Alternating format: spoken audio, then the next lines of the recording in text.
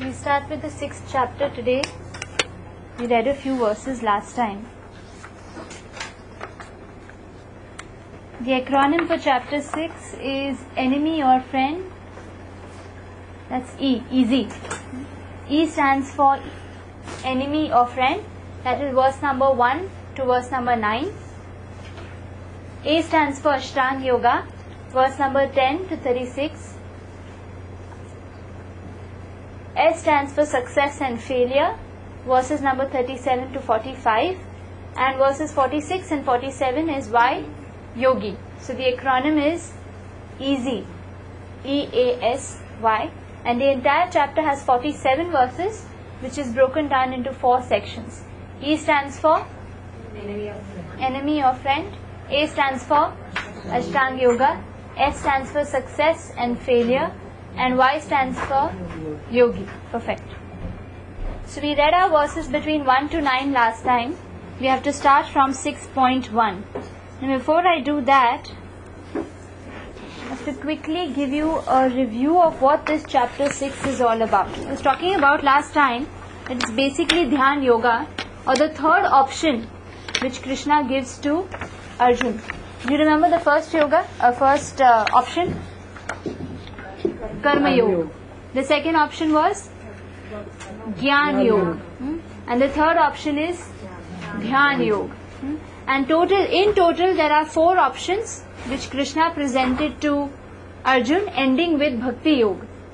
Right? We'll be doing that in Journey of Self-Discovery. The 4 types of yoga.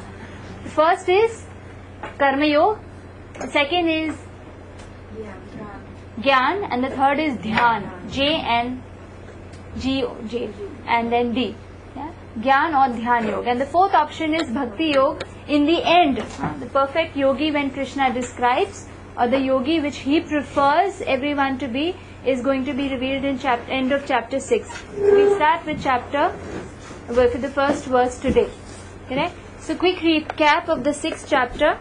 The strict, regulated, focused regime of an ascetic yogi. Now Dhyan Yogi is basically one who is doing Ashtanga Yoga. In short, everyone knows what Ashtanga Yoga is. Yama, Niyama, Asana. There are 8 paths. There are 8 paths to Ashtanga Yoga, ending with Samadhi. Samadhi means that you have taken darshan of the Paramatma in your heart. Period. This is perfection of Ashtanga Yoga. You know, all these asanas and all that we do, it might be for a shapely body or for a long life. But basically Ashtanga Yoga means you should get darshan of your Paramatma in your heart. That will be perfection of Dhyan Yoga. Correct? So here Krishna says the strict, regulated, focused regime of an ascetic yogi is difficult to relate to. Now, how do we know this? When we read the chapter, we'll know this. I'm giving you a review. In an age of temptation and distraction, what age is that? Kali Yuga. Yeah? Such a path of self-realization appears far from easy. You'll know why. In chapter 6, Krishna discusses that ancient practice known as Ashtanga Yoga, or in other words, Ashta means 8. The mystic 8-fold path. Millions of people worldwide practice elements of this path even today. Now, certain elements. Some people do only the asana, some people do only pranayam. Yeah, these are some aspects of the entire 8-fold system. It's also called as Hatha Yoga. Sometimes people call it only pranayam. Pranayam is only a part of Ashtanga Yoga. It's only one piece. But the chapter gives a more detailed elucidation of the process. The entire process, 47 verses, Krishna gives that. Essentially, Krishna describes it simply to show its impracticality for the modern age.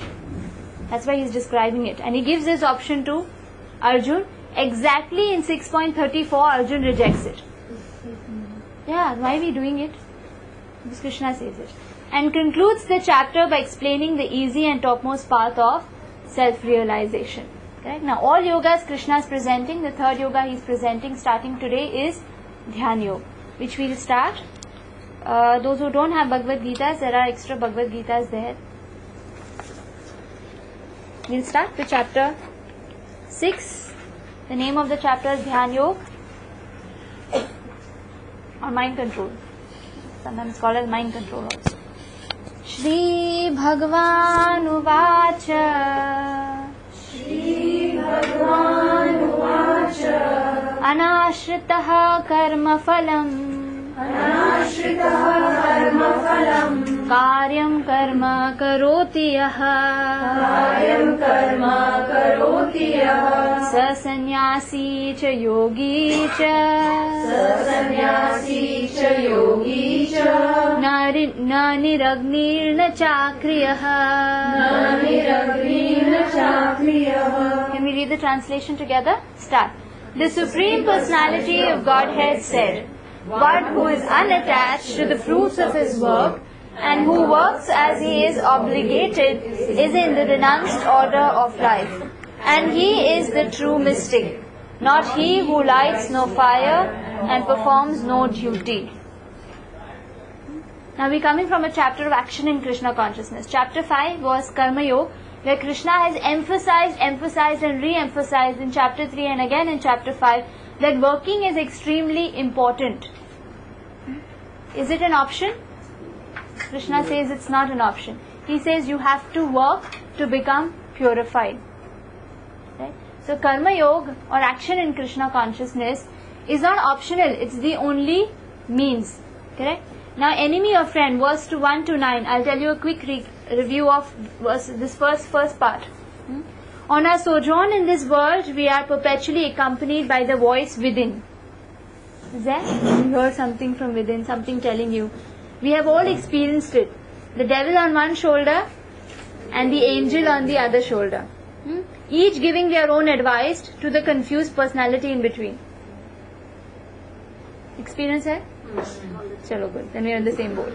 The mind is that voice within. Which is that? What is the voice within? The mind. Essentially a storehouse of memories and experience. This mind is nothing but a storehouse of memories, the past, and experience that we've had in the past. Everything, phobias, a certain likes, certain disstates, everything is stored within this mind. And acting as one's friend or enemy. Now what decides who's a friend, who's an enemy? How do I know my mind is a friend or an enemy? An uncontrolled mind will agitate, misguide and entangle the soul within this world, succumbing to the dictations of our lower nature of lust, anger and greed. So if you face problems of lust, anger and greed, is your mind a friend or an enemy? Enemy. The controlled mind, on the other hand, acts as a friend on the spiritual journey, helping us make progressive and healthy choices which will bring us closer to God. When one controls and befriends the mind, one experiences tranquility, peace and freedom from worldly dualities which taint our journey in this world. So verses number 1 to 9 is all about the mind. You'll be able to identify the workings of this mind. When we did Advanced Bhagavad Gita course, we had we had 2 lectures on mind management. Happiness through mind management. In that we discussed a lot of details about how this mind basically works. So that advanced level course was basically, based on this chapter, verses specifically 1 to verse 9. So here Krishna is saying very clearly, the one who is unattached to fruits of work and who works as he is obligated. When it's an obligation, do you put your heart in it? You're just doing it for the sake of it. Yeah. So what is real renunciation? Krishna says, Sa sannyasi cha yogi cha. Who's a real sannyasi? Who's a real yogi? No expectations, or rather one who doesn't have any possessiveness.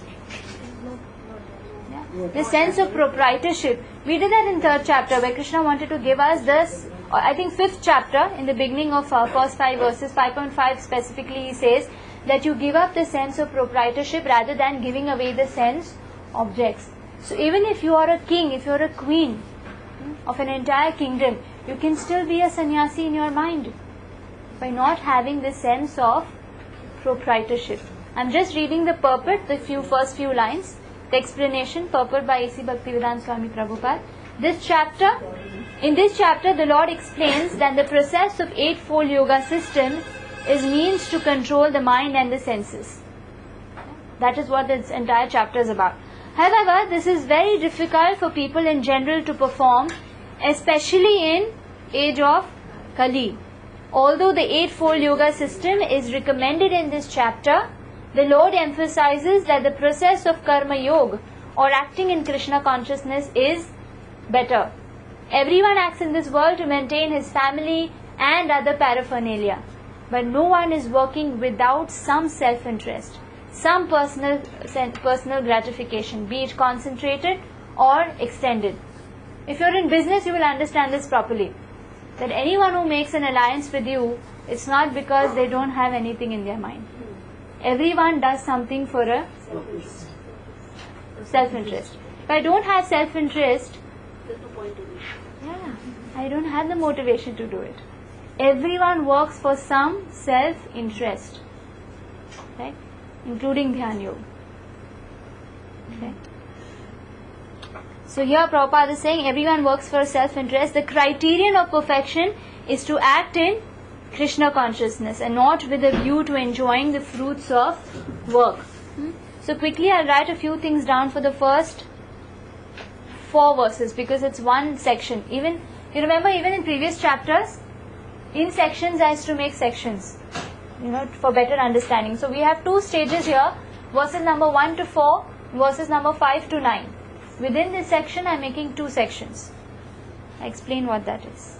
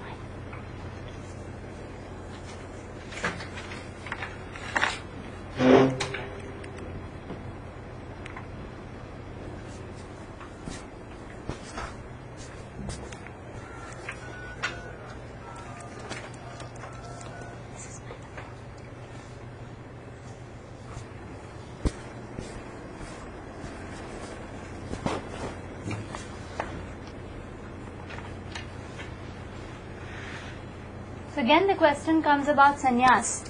Do we take sannyas? Or everyone thinks spiritual life is about छोड़ दो सब कुछ मोह माया है. Is it? A true sannyasi is one who does not prematurely renounce his duties, because actually it's giving up the desire for fruits, which is real renunciation, rather than giving up the objects itself. Correct? So a criteria of a perfect sannyasi or perfect yogi is: number 1, to work unattached to fruits of work; number B, to work as if obligated; number 3, not he who lights no fire and performs no work. So even Krishna is making it very clear that work in the preliminary stage is extremely important. That's the means to purification. Right? Once you're purified, you can come to this stage, Yoga Rudha, or perfection of Ashtanga Yoga, where you'll be able to give up your work. But then there are certain, things that he's listing down, where he's mentioning that, if your mind is like this, it's functioning like that, that means you're in this particular stage, and then you can give up work. Till then, you have to advance in yoga through detached work. What does detached work means? These 3 things. Is that okay? Thank you. So now, what is the relation between yoga and sannyas? Are they the same thing? Now, sannyas, he understood. Sannyas means renouncing the possessiveness or the sense of proprietorship. You can announce. Any lectures, any bhajans, any kirtans, any...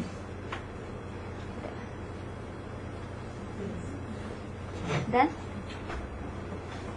So what is the relation between yoga and sannyas? Is he'll explain in 6.2.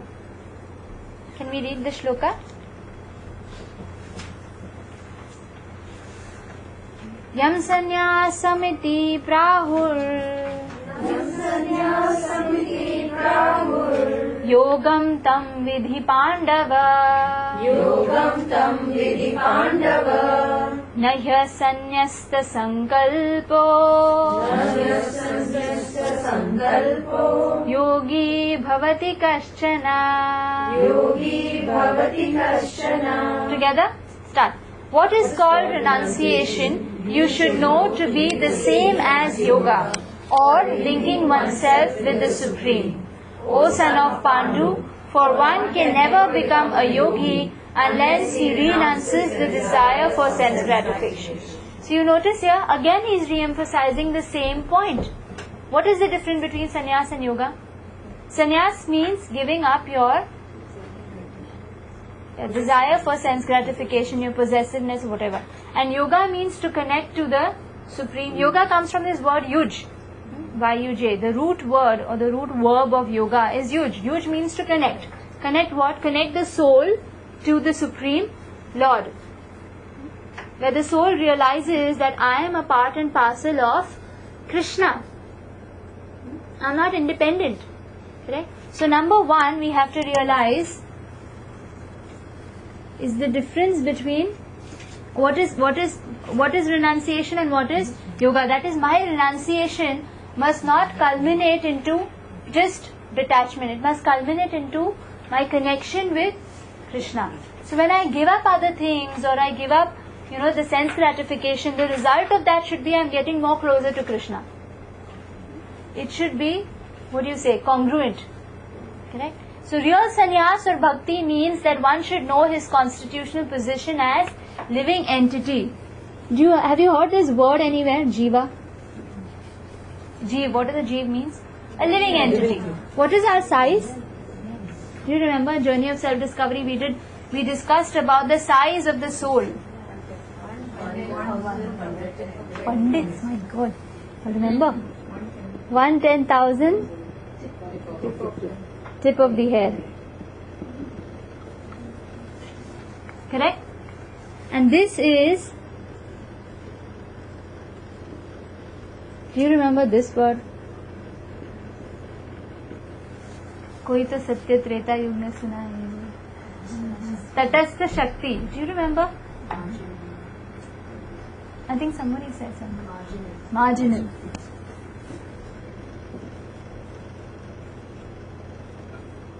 Shakti I am translating as energy. Krishna has various energies. To boil them down, there are three. It's his internal energy, it's his external energy, and there's something called marginal energy.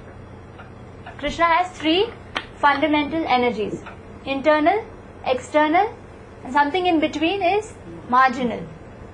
Correct? An internal energy means what? His own supreme abode, his various forms, the avatars that we see.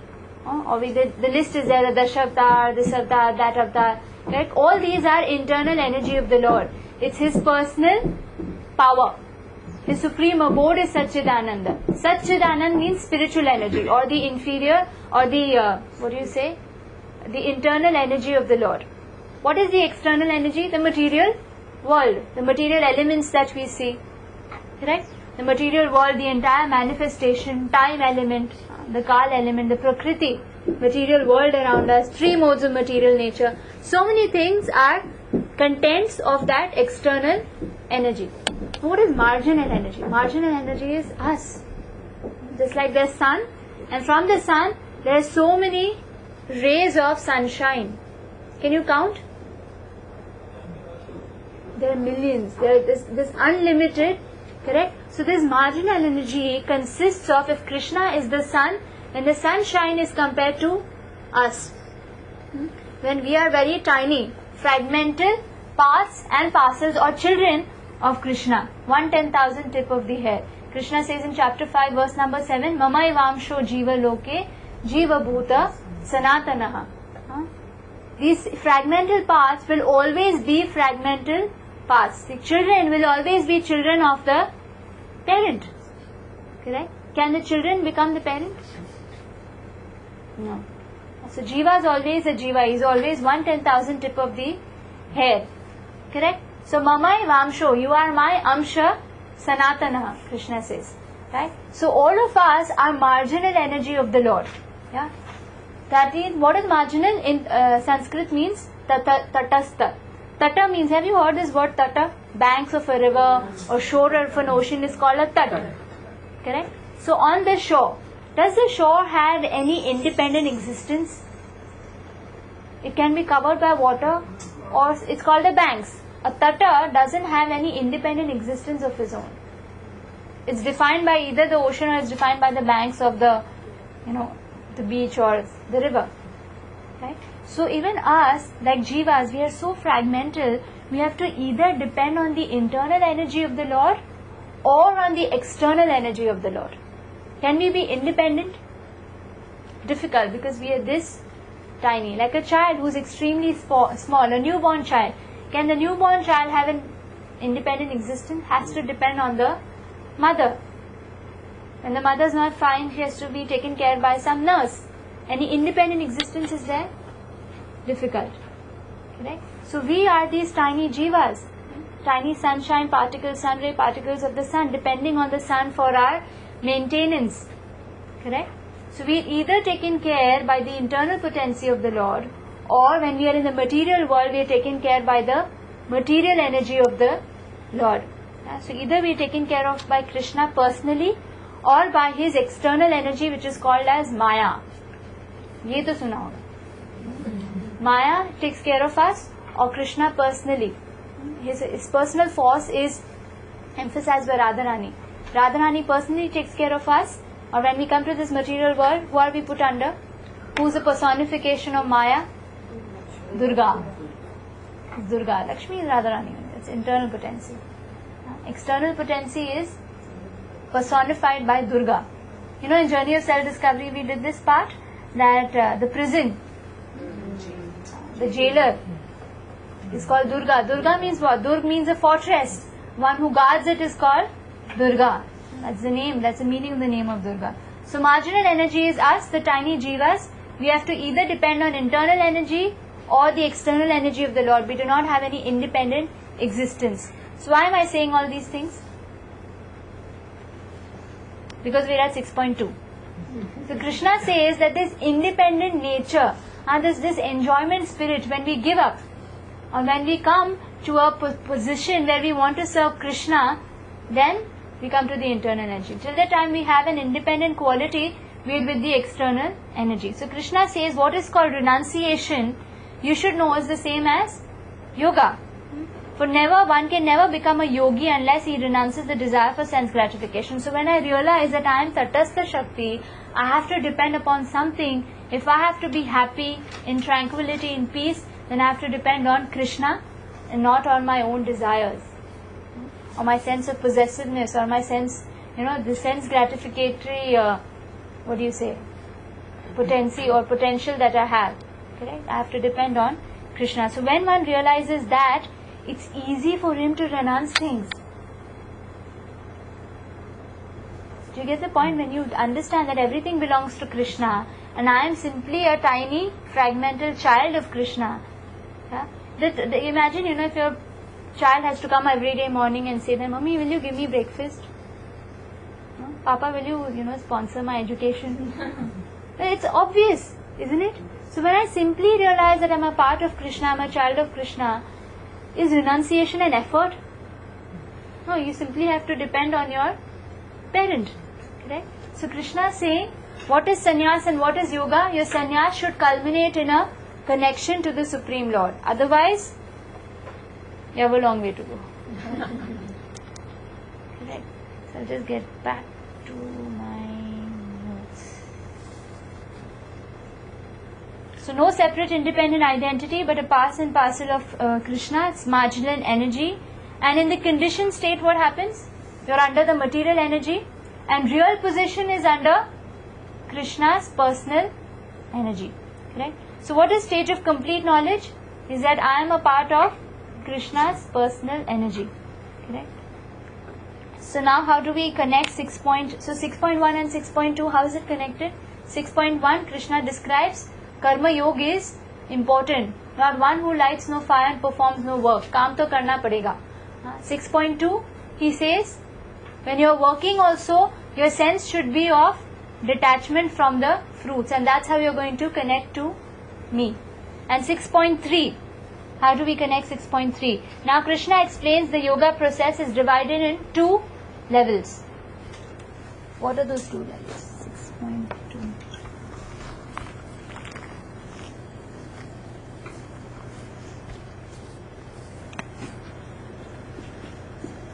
K is Krishna. Krishna further divides yoga in 2 levels.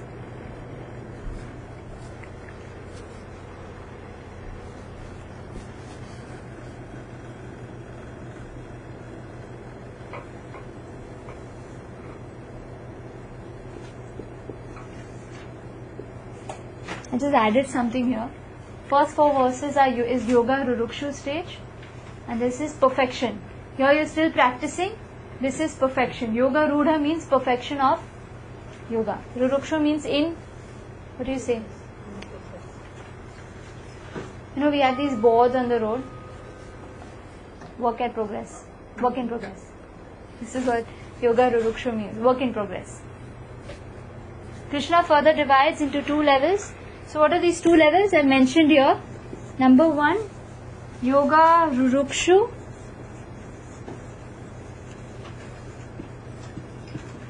Number 2 is Yoga Rudha.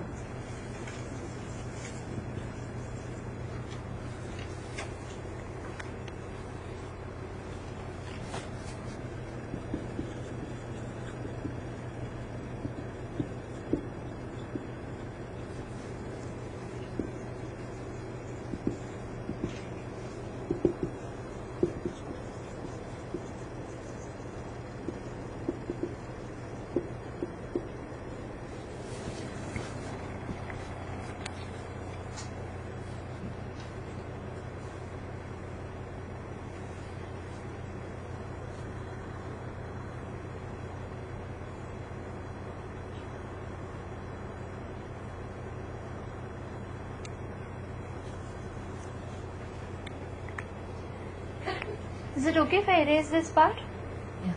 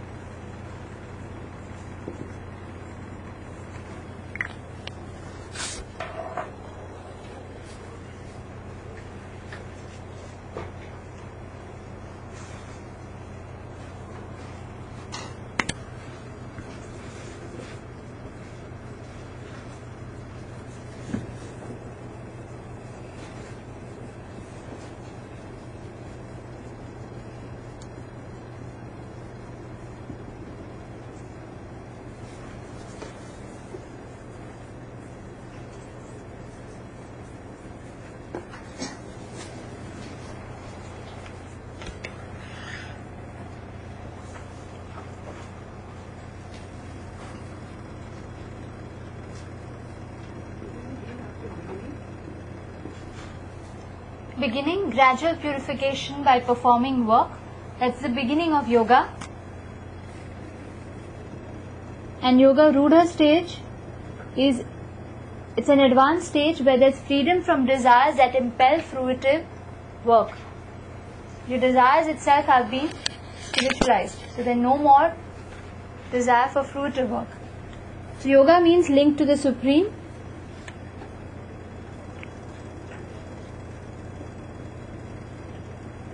In this verse, Krishna compares yoga to a ladder, where the first step of the ladder is yoga rurukshu, and the last step of the ladder is yoga rudha. Okay? Begins from this and ends at this. A ladder, there's a lower step and then there's a step on top.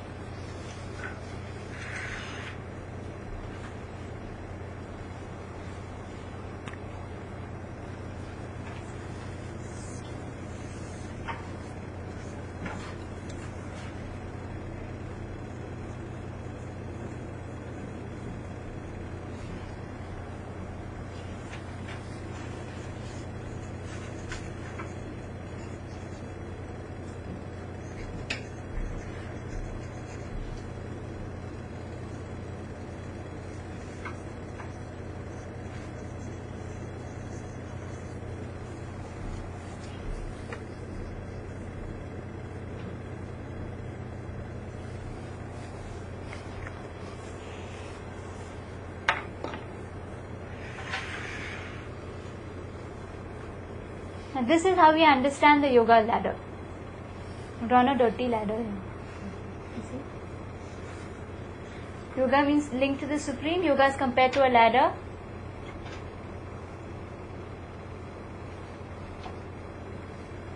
Staircase would have been better. So the lowest is karma kanda activities. What's a karma kanda activity? Do you remember? We did it in third chapter. Anyone? No? Sorry? First stage of karma. Activity. In the Vedas, there are a lot of, exactly in 3 point, there are shlokas where Krishna recommends that in the beginning of creation he created the demigods and he created the yajnas. So through yajnas, when he pleased the demigods, you get the gifts from them. Right? So to perform yajna is important. To perform some sacrifice is important. So then you are entitled to the fruits. In Karma Kand or in sections of the Vedas, specifically Vedas has written sections where, if you want a good wife, you can worship a particular demigod. If you want good health, you can worship a particular demigod. For wealth, for fine intelligence, for all specific things or material gifts, you can ask specific demigods by performing certain yajnas, certain specified yajnas. That is called karma kanda activities. That means performing a yajna or a sacrifice with a specific goal or fruit in mind. Imagine, your child is, what is this? Buttering you for a specific thing. How does it feel? That's karma kanda. For a specific thing. That's the lowest in the yoga ladder. But at least they're doing some form of worship rather than being an atheist altogether. Correct? At least some form of worship or at least some form of sacrifice will purify their existence.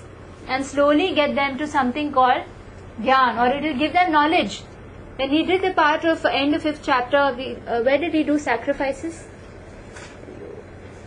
Step mein to nahi tha, which was in 4th chapter. 4th chapter, sacrifices. You have a question? Yeah. Tell me. Basically, like, how a child asks parents only for some things. So why is Karam Khana low? Like, we are also asking our parents, if we are asking for Krishna for something, something out of the way besides the basics, like education, food. Like how a child asks parents. So we ask Krishna. That's not wrong. I'm saying there is certain, what is the definition of pure bhakti?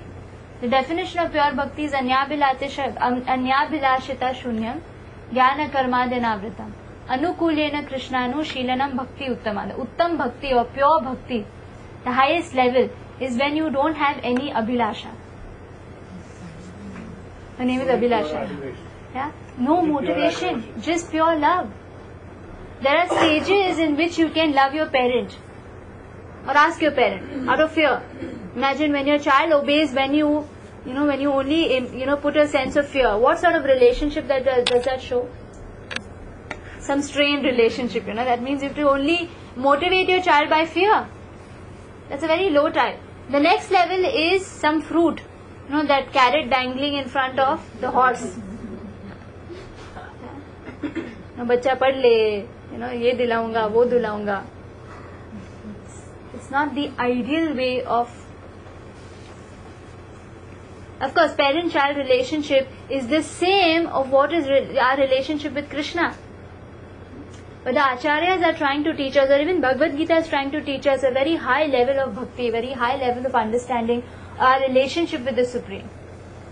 You are going to anyway provide to the child whether the child asks or doesn't ask. Do we have that faith on Krishna?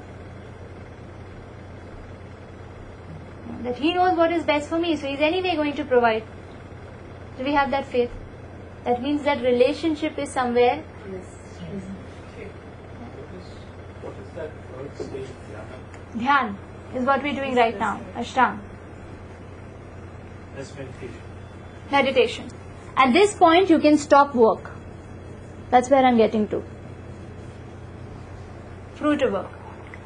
I still have a little thing. Tell me. Like, for example, like if a child wants something super luxurious, normally a parent would not even, cross his mind, a parent's mind, okay, my child would want it, So the same way, like if you want something super luxurious, something out of the way, and but normally Krishna wouldn't even think of it. Are you getting my point? I'm getting. You have a child, you tell me. What would you do? You would give it to the child only if it's good for the child. You would give it to the child if it's good for the child. You would think of everything. See, even Jesus Christ says that even to your normal parent in this material world, when you ask for bread, you're not going to get stoned. That's what Jesus Christ says, that if you ask for bread, you're not going to get a stone back. You're going to get bread and so much more. Love, affection, everything comes. Krishna is a perfect parent. He thinks of everything that you could possibly want. And if there is something which takes you away from him, he still gives you because you are desiring it. Right? But the question is, when you come to bhakti, when you come to knowledge, or when you come to Gyan platform, you understand that I am a spirit soul, I am connected to Krishna so intimately, I am going to be happy and he knows what is best for me. This is Gyan. Is where you understand. And you've not still renounced work because you're still on the platform of working and becoming purified by work. By the time you reach Dhyan Yoga, you can stop fruitive work because your desires have already become spiritual. That is what Yama, Niyama, Asana, that's what it's doing. By the time you reach Pratyahar, what is Pratyahar? Do you remember what is Pratyahar? You don't have to see the exact translation of it. Pratyahar means what? Give me a minute.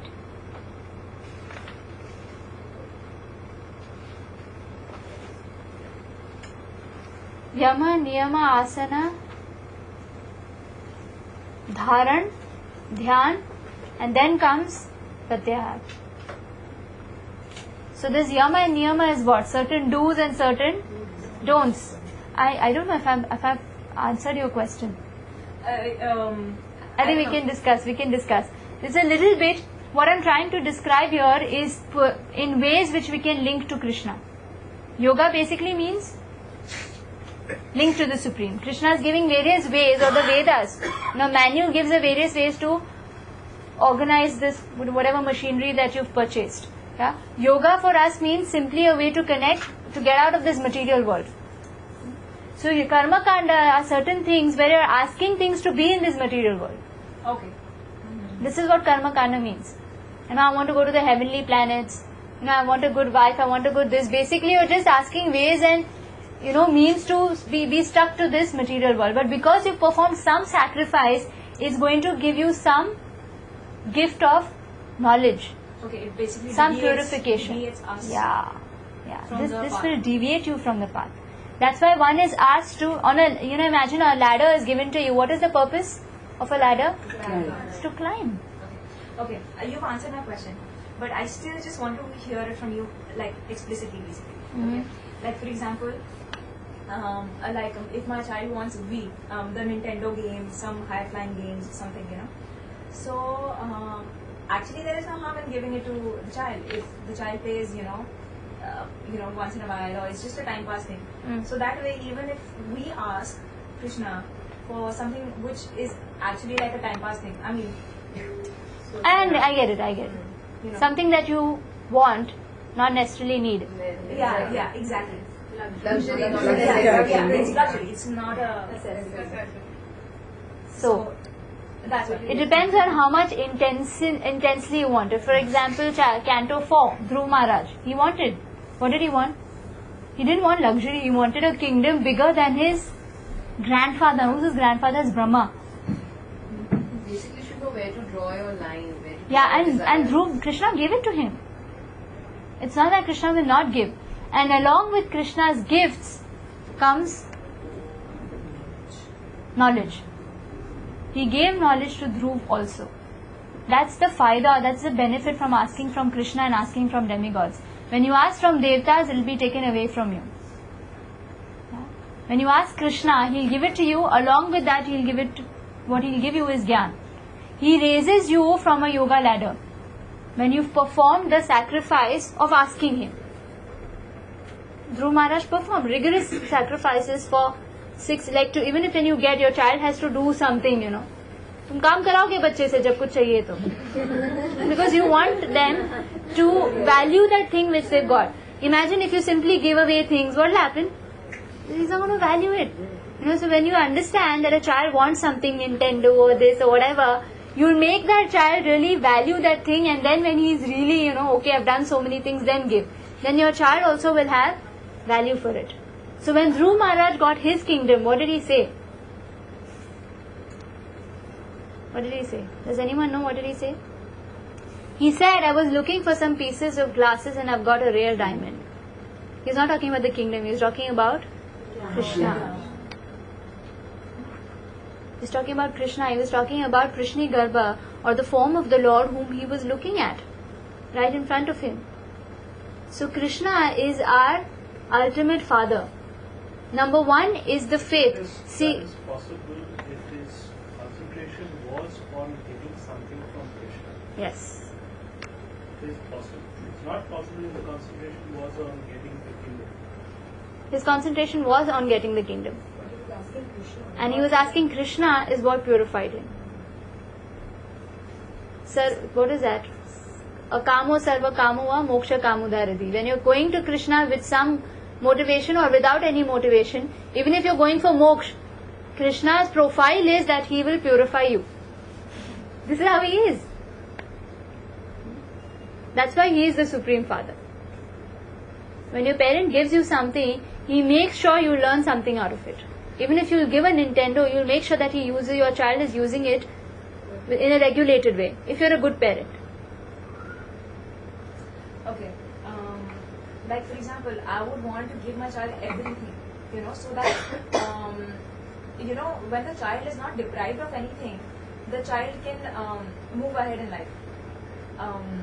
How old is your child? Now she's just 1.5. That's what you're talking about.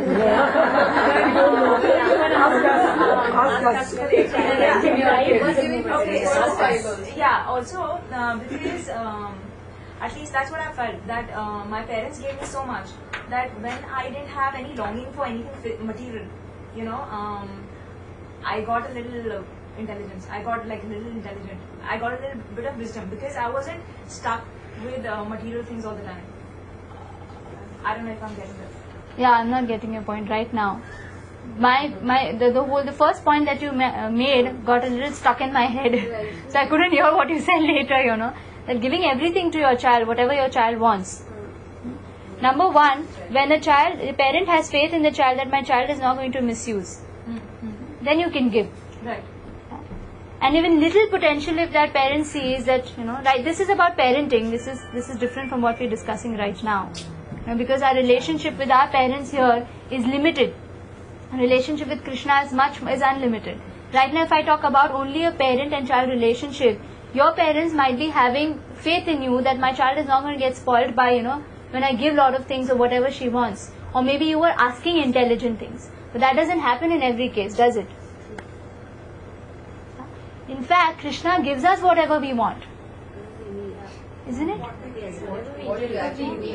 In fact, we are desiring, the very fact that we are in this material world still is Krishna is fulfilling my desires. Yeah, actually, Krishna gives everything that you need, desire, not need, but everything that you desire. Yeah.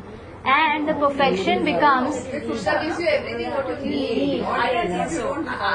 Okay, whatever. I feel if you really needed it, then you would be in the spiritual world. If you really needed it, he's fulfilling our desires because it's so impelling. For me, I think, being here, being this person is making me happy, is going to make me happy. So Krishna says, fine, try it. Yeah, that's what. Yeah. Fine, try it. When you're not happy, come back to me. So here, in different material bodies, we are trying all permutation and combinations of being happy. Exactly. That's what At one point of time, the jiva will realize, this is not making me happy. I'm not happy in this material world. At that point of time, Krishna will send you. Yeah. Got it. You got it? Yeah. So at least each and every tiny jiva which is living in this material world, there will be a point of time when they'll be fried and, with all permutation and combination of material world, material nature. Try this, try that, I tried this, I tried that. Not happy. Just like when a parent is in the kitchen and a child wants to cook in the kitchen, what happens? Can't be done. There's a gas, there's a knife, there's so many dangerous things. So she gives a small kitchen set and tells the child to play. Now she does exactly like, imagine if you have daughters, you'll know, that she does it exactly like the mom does. When she's hungry, does that kitchen set produce food? She has to come back to the mother. So the nature of the soul is to love and to serve. Right now, because of this nature, we're being exploited, we're not happy. We are loving, we have so many loving relationships. It's not giving a full satisfaction. Why? Because it's not with a perfect person. We're not serving the right goal and we're not loving the right person. When we love the Supreme Lord, when we serve the Supreme Lord, that is what is going to make me complete. That is what is going to make me satisfied, content, tranquility, peace, everything. So all this entire yoga ladder, starting with Karma Kand, where Krishna fulfills your desire, you've performed some sacrifice, you're going to get some fruitive result for it. So you're busy in this, what happens? You get fried out at a point of time. And you get the knowledge that things in this material world are not going to make me happy, it's not going to give me satisfaction. Then there's an option of Ashtanga Yoga, where you practice meditation. Here there's an option where you can come in contact with the Paramatma in your heart. Once you know this Paramatma in your heart, you have to perform bhakti. Because you'll realize that serving this Supreme Lord is my ticket to get back to the spiritual world. Or, instead of going through this ladder, you take the elevator and directly perform bhakti. This is what Krishna will mention in the end of this chapter. So I'm breaking the suspense now only. Yeah? You either take this long ladder or you take the elevator and perform bhakti directly. Can we read 6.3? We've not read 6.3, then we'll read 6.4 also. It's 12:15. Arurukshor muner yogam karma karanam uchyate yogarudhasya tasyaiva shamaha karanam uchyate. Together. For one who is a neophyte in the eightfold yoga system, work is said to be the means. And for one who is already elevated in yoga, cessation of more material activities is said to be the means. Correct? I'm reading the purport. The process of linking oneself with the Supreme is called yoga. We already wrote this down. It may be compared to a ladder for attaining the topmost spiritual realization. The ladder begins from lowest material condition of living entity and rises up to the perfect self-realization in pure spiritual life. According to various elevations, different parts of the ladder are known by different names. But all in all, the complete ladder is called yoga ladder. This is a yoga ladder, or that staircase is the one which will take me to the temple. Does the staircase take you? Or you have to climb the staircase? You have to climb the staircase and then it will take you. Correct? So when you climb, what do you get? It may be divided into three parts: Gyan Yog, Dhyan Yog and Bhakti Yog. The lowest is what? Karma Kand. Karma Kand is the lowest. From where you will be able to rise to Gyan, Dhyan and finally Bhakti. The beginning of the ladder is called Yoga Rurukshu stage. That's what I've written here. And the highest rung is called Yoga Rudha stage. Correct? Concerning the eightfold yoga system, attempts in the beginning to enter into meditation through regulative principles of life and practicing different sitting postures, that's called asana, are considered fruitive material activities. All such activities lead to achieving perfect mental equilibrium to control the senses. So these two things of controlling the senses and all these things is required even in Dhyan Yoga or in Ashtanga Yoga. Why? Because without that you can't bring the mind under control. You have to control your senses, to control your breathing. Your bodily posture has to be such that your breathing is under control. That is what pranayama is all about. Once you are in peace, then you can start meditation. So these four processes of yam, niyam, asan, you know how long it takes? It takes thousands of years. It takes thousands of years. That's why meditation was for Satyu, where people's minimum lifespan was 1 lakh years. Or lakh. Yeah, 1 lakh. We have proof of Vishwamitra Muni, who was there in Satyug. He practiced meditation for 10,000 years. Till Menka. Don't get the name wrong. Till Menka arrived. Can we read 6.4?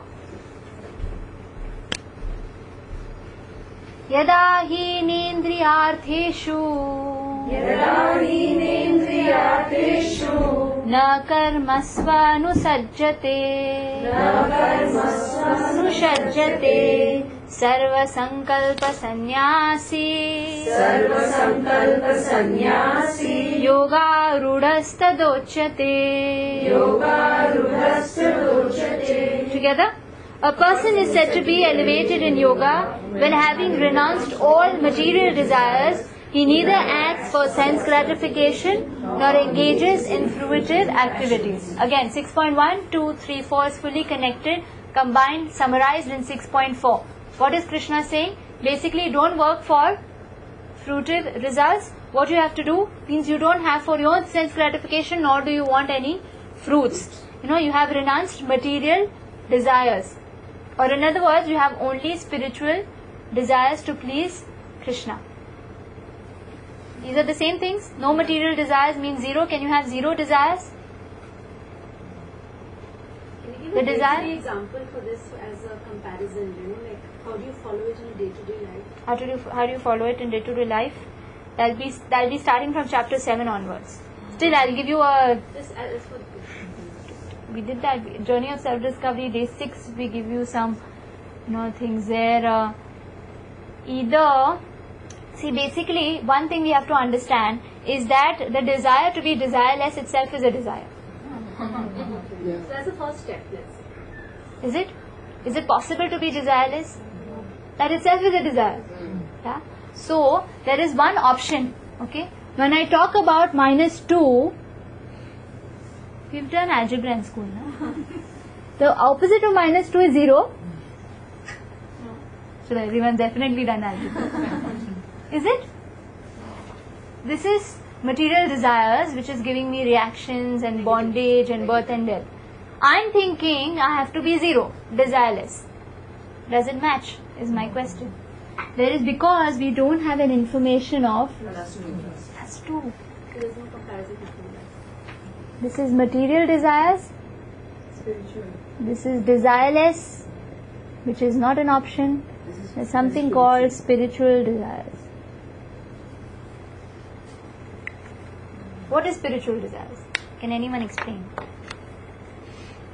चलो अभी 6 chapter तक आ गए. Somebody explain what is spiritual desire. To do bhakti? Whatever you do, For the Lord. yat karoti yashashnasi yat juhosi dadasi yat. Whatever you do, whatever action you perform, whatever things you give away, whatever thing you eat, everything must be offered to Krishna first. That is spiritual desire.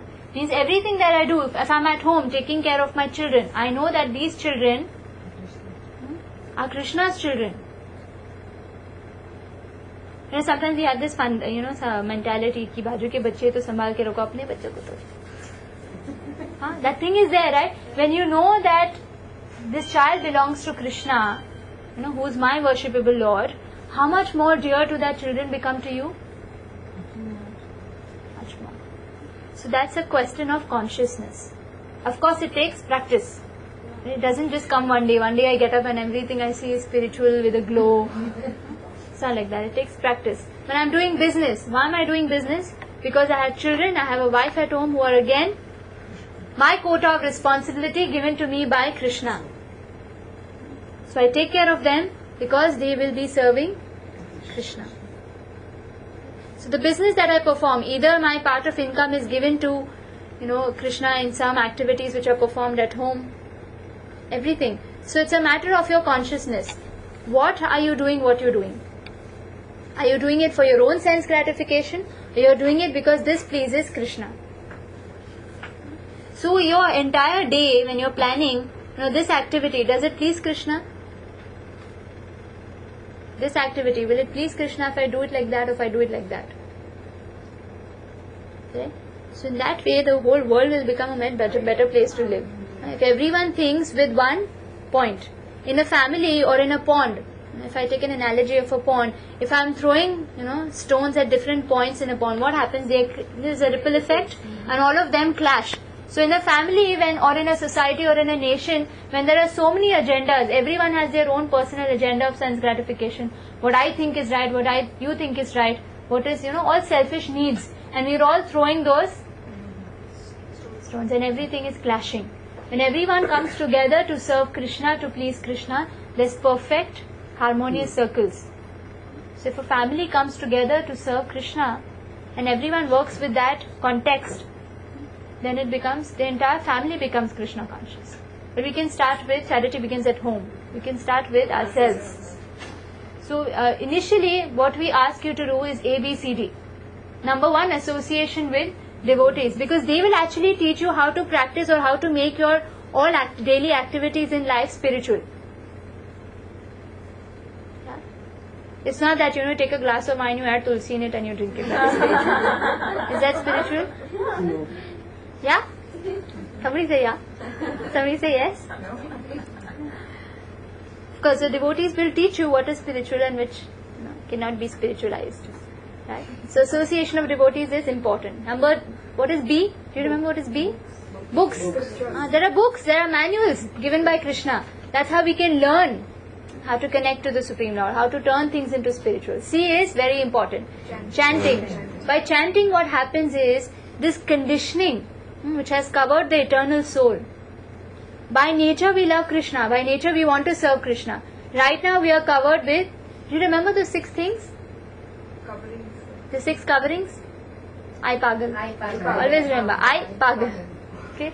I stands for illusion, P stands for pride, A stands for anger, greed, envy, lust. These 6 things have covered the soul. What chanting specifically does is breaks these, they're broken away. And then the pure nature of the soul will come. The last is D. You will die eating prasad. That is diet. A diet of prasad. Eating only something which is offered to Krishna first. Either mentally or better physically offered to Krishna. Is that okay? So that's ABCD. That's how you can spiritualize your life. That is +2. Correct? So here Krishna is saying, a person is said to be elevated in yoga when having renounced all material desires, means he must have spiritual desires. He neither acts for sense gratification nor engages in fruitive activities. That means that's how you're going to come at least till this stage of Dhyan Yoga. Cessation of material activities. Now 6.5 is where I start the second part of this section. Are we together? Yeah. 6.1 to 6.4 is how to advance. Krishna is clearly saying that you cannot jump to Ashtanga Yoga unless you've been purified by work. Band kar do?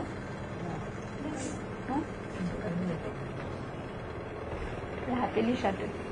Up is fine. 6.5, can we start? 6.5 to 6.9 is another section where Krishna specifically talks about the mind. How to practice this. How do you know that you've perfected this Dhyan Yoga? 6.5. Udharedatmanatmanam Natmanam avasadayet Atmaiva yatmana bandhur Atmaiva ripuratmanah. Can we read the translation? Start. One must deliver oneself with the help of his mind and not degrade himself. The mind is the friend of the conditioned soul and his enemy as well. So friend or enemy is the first part. Enemy or friend? E. Easy. E starts with enemy or friend. So 6.5 onwards, Krishna says, what is this mind? What is this tool given to us? It's a tool. It's an instrument by which we can meditate on Krishna. Dhyan Yoga is basically about meditation. So right now Krishna is talking about the tool of meditation, which is the mind. And what is he asking us to do? Number 1 is that use that mind to upgrade yourself, not degrade. When the mind pulls you to a, it can pull you. What is the basic activity of the mind or the functionality of the mind is to like, dislike, this is good, this is not good, mood swings, emotions, all this is functionality of the mind. Discrimination is a function of intelligence. Correct? So that will come later. First comes the mind. The word Atma here, generally now here the mind, the word used, the Sanskrit word used for mind is Atma. What is Atma? This word, na? Sometimes it pertains to body, it pertains to mind, and it pertains to soul also. In Sanskrit, this word is used interchangeably. Now, how do we understand? According to context. So, right now, Dhyan Yoga is a context of mind control. So, right now, Krishna is talking about mind. So, when we read here, Udharet Atmanatmanam. Udharet means one must deliver with the help of the mind. Correct? So the word Atma denotes body, mind and soul depending upon different circumstances. Right now, Krishna is talking about mind, which is Atma here. There's one shloka. Can you read? In your purport, there's one small shloka. Mana eva manushyanam karanam bandha mokshayoho Bandhaya Vishaya Sango Muktyaye Nirvishayam Manaha. This is from Amrit Bindu Upanishad. It says, for man, mind is the cause of bondage and mind is the cause of liberation. Mind absorbed in sense objects is cause of bondage, and mind detached from sense objects is the cause of liberation. I remember when we were doing these courses in school, we would have this discussion between the mind and the intelligence. What is that? Suppose one child is studying for exams and then he thinks, we so jate, subah jaldi utke pad lete. That often happens, we think we can do everything, we can finish the entire portion in the last minute. That's what we think. So next day morning when the alarm rings, what does intelligence say? Utho. Intelligence says utho. It has discrimination. Utho, exam is there, you have to finish some chunk of studies. Correct? What does the mind say? Snooze. The snooze button in an alarm is a total waste of time. Isn't it? You don't want to get up, why do you want snooze? Band karke so jao. Correct? Koi utta hai snooze se? The 10 minutes or that 5 minutes snooze, that snooze is a functionality of the mind. Correct? So next time you put snooze, that my mind is functional. Correct? So then what happens? Again after 5 minutes, again when the alarm, again the intelligence says, enough is enough, now get up. The mind thinks, 2 minutes se kya jayega? This 2 minutes anyway it takes time. So मैं और फटाफट करके, instead of taking so much time, I'll take lesser time to get ready. So somehow what happens, the mind puts you on. So it's a tussle between the mind and the intelligence. So if the mind wins, what happens? You fail in your exam. And if your intelligence wins, you pass. So here, udhared atmanatmanam. You do not degrade with your mind, rather you upgrade or liberate yourself. So those people whose minds are attached with sense objects. In fact, here in the Prabhupada somewhere he writes, I can't find it, is that the mind in tandem with the false ego, they work very closely. Remember, we have 3 types of body. We have the gross body, we have a subtle body, and there's a spiritual body that we have. The gross body is earth, water, fire, air, ether, which is basically dead elements. There's subtle body, which is mind, intelligence, and the false ego. Or man, bhumi, rapo, nalo, vayu, kham, mano, buddhi, revacha. All these 8 elements make a material body. Material body means 2, gross and subtle. Subtle has mind, intelligence, ego, and gross has these elements which we can see. And then what is the spiritual body? Sat, Chit, Ananda. So these 2 things from the subtle body, this false ego and this mind, both of them get together, and what do? They dominate over the soul, over the Sat, Chit, Ananda soul. Right? So here, what happens? We have to deliver ourselves with the help of the mind and not degrade. Just one second, I just need to write down 2 important points.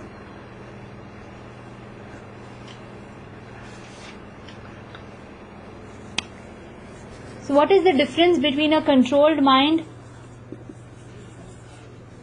and an attached mind? I'll write uncontrolled, no? Attached.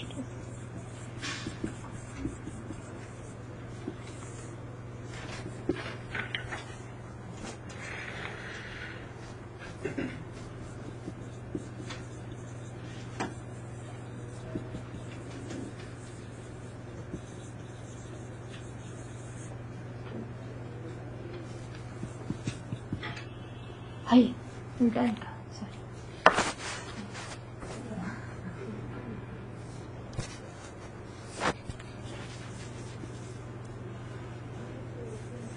See how effectively lazy I can be.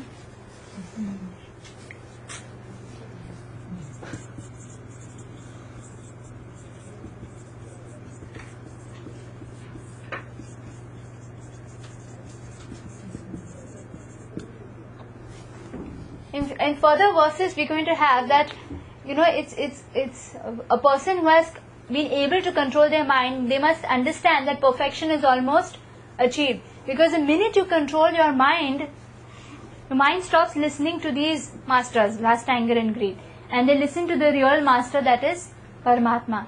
So the minute your devil shuts up, who can only speak? Yeah, the Paramatma will be the one who speaks. Can you all see if I write down here? Yeah. Wherever you can see.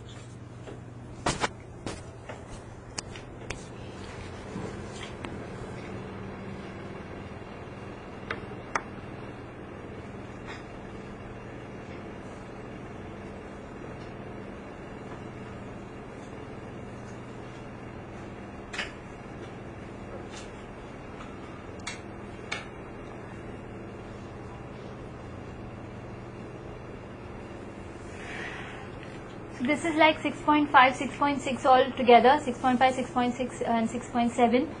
A definition of uncontrolled mind and a controlled mind.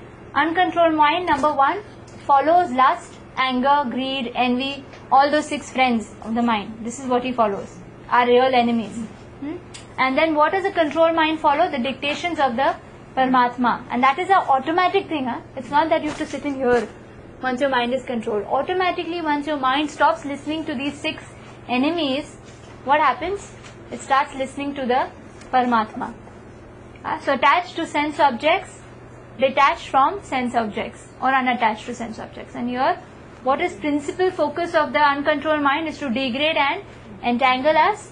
And principal focus of a controlled mind, who is a friend, will elevate us. Okay? So the best way to disentangle the mind is what? Dhyan Yoga. Wait for millions of years then. So direct Bhakti Yoga will disentangle the mind, because it directly takes you to the stage of serving Krishna or that particular practice. Now how does that happen? We'll read ahead. After 6.5 we go to 6.6. That will be the last verse for the day. It's already 12:30. बन्धुरात्मात्मनस्त्स्य येनात्मैवात्मना जितः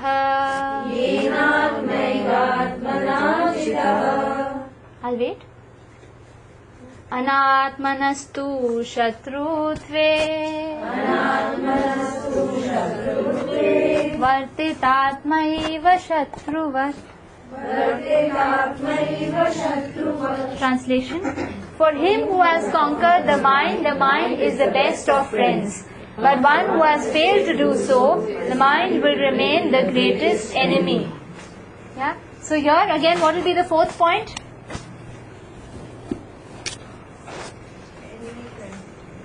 Uncontrolled mind is the friend. Yes. Enemy. And this is a friend. Imagine we are living with an enemy all the time. Yeah. What does an enemy do? Means whatever mission you have in your life, it will simply spoil everything, or constructively plan to spoil good missions of our life. Imagine, when you want to chant, what happens?